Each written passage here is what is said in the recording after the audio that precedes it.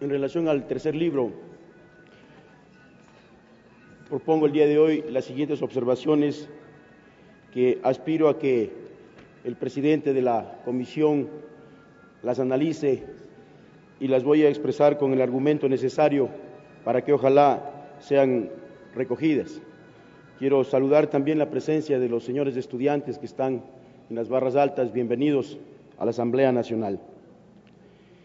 En el inciso cuarto del artículo 178 existe confusión, ya que se establece que en materia de familia la prueba de los ingresos de la o el obligado demandado por alimentos recaerá en la o el ascendiente. Quiero creer que se trata de un mal uso del término ascendiente para referirse a la o el demandado, que en realidad es ascendiente con relación al alimentario, pero tal como está redactada la disposición involucraría a personas ajenas al proceso, como son los abuelos, los tíos, etcétera, que también son ascendientes. Pensando de ese modo, la comisión debería utilizar los términos la o el demandado. Por otro lado, la referencia que se hace para este caso, conforme lo dispuesto en la ley sobre el cálculo de la pensión alimenticia mínima, no corresponde a la realidad, pues el Código de la Niñez y Adolescencia no contiene ninguna disposición en la que se establezca que la prueba le corresponde al demandado, y sería en este código en el que se establecería esta carga probatoria, adaptando la legislación alemana y el derecho norteamericano, que contienen instituciones semejantes, pero a partir de la teoría del deber de aclaración o esclarecimiento de la parte no afectada por la carga de la prueba. En el artículo 347 del proyecto se está confundiendo el derecho de repetición previsto constitucionalmente para declarar y hacer efectiva la responsabilidad patrimonial por dolo o culpa grave de las servidoras y servidores públicos en ejercicio de sus funciones, cuando el Estado ha sido condenado a reparar materialmente mediante sentencia o auto definitivo en un proceso de garantías jurisdiccionales o en una sentencia o resolución definitiva de un organismo internacional de protección de derechos, al señalarse que en los casos en que la sentencia declare la responsabilidad de las autoridades servidoras o servidores públicos, se ordenará que se inicie el proceso de repetición. Con esta disposición se abarca a toda responsabilidad,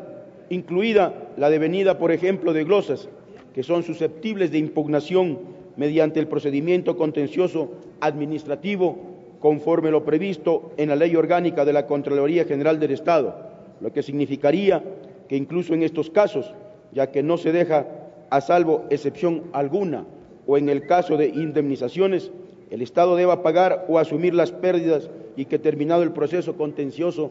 debe seguirse un proceso ordinario para ejercer la repetición. Actualmente, en los procedimientos contenciosos administrativos por impugnación de glosas,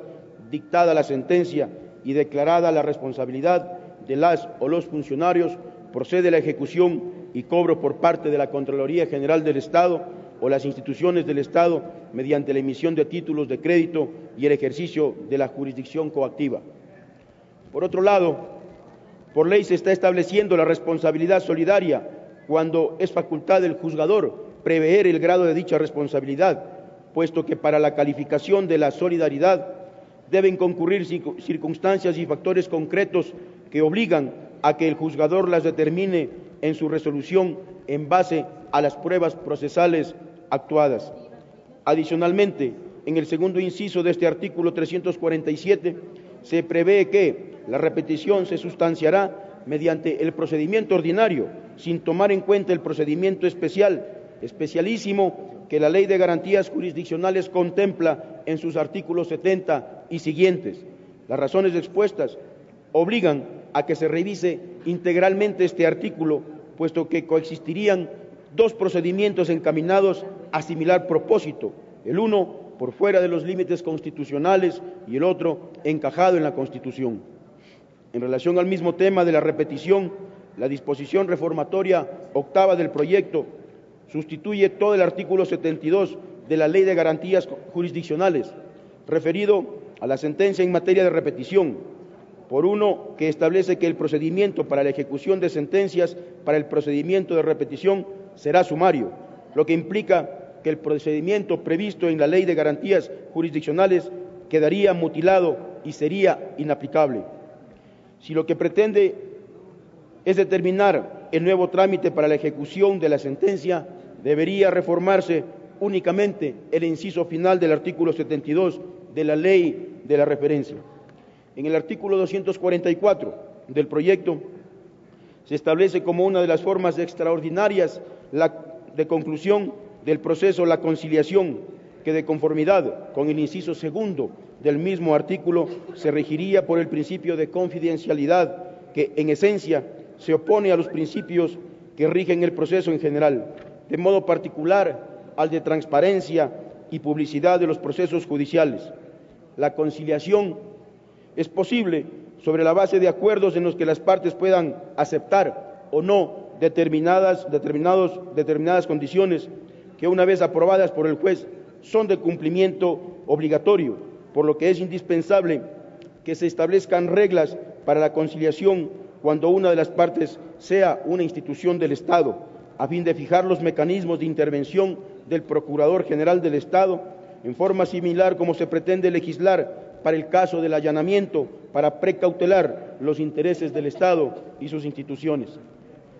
El artículo 194, atinente al juramento deferido, merece una profunda reflexión, porque su aplicación en controversias sobre devolución de préstamos, cuando se alegue usura, podría traer confusión y abuso, y porque se podría, con esta disposición, institucionalizar la prejudicialidad para el juzgamiento penal de la usura. El legislador no ha permanecido impasible frente a la usura, al contrario, la ha considerado como un acto deleznable y que merece sanción, razón por la que, en defensa de los derechos e intereses de las víctimas, la ha previsto incluso como delito en el artículo 309 del COIP. El inciso final del artículo 152, en la forma en la que está redactado, se contrapone con otras disposiciones del mismo proyecto, como la contenida en el artículo 175, pues por un lado se establece que la o el juzgador no ordenará la práctica de ninguna prueba que no haya sido anunciada en la demanda, y si de hecho se practica, carecerá de todo valor probatorio, y por otro, se faculta solicitar prueba no anunciada en la demanda, contestación a la demanda, reconvención y contestación a la reconvención, cuando se acredite que se desconocía o que no se pudo disponer de la misma. Para evitar la contradicción, este inciso debe contemplar la excepción. Propongo el siguiente texto: la o el juzgador no ordenará la práctica de ninguna prueba en contravención a esta norma, y si de hecho se practica, carecerá de todo valor probatorio, salvo los casos previstos expresamente en este Código. En el numeral 2 del artículo 151, atinente al contenido de la demanda, debe incorporarse la nacionalidad del o la actora como dato imprescindible, a fin de que quede plenamente identificado en el proceso, y que en el numeral 6 se eliminen las palabras, abro comillas, que ofrece, cierro comillas, por inoficiosas. En el artículo 152, relativo a los documentos que se deben, gracias señora presidenta, que se deben acompañar a la demanda, es necesario que los numerales 2 y 4 se redacten de manera uniforme, ya que en el un caso se habla de habilitantes y en el otro de prueba. Este último término que podría ocasionar confusión, ya que la prueba, para que sea tal, debe cumplir con ciertos requisitos procesales. En este mismo artículo es necesario que se agregue un numeral o, en su defecto, se incluyan en el numeral 2 los documentos que acrediten la representación legal de la persona jurídica de modo expreso. Hasta allí las observaciones, señora presidenta. Muchas gracias. Fueron las expresiones de la Asamblea.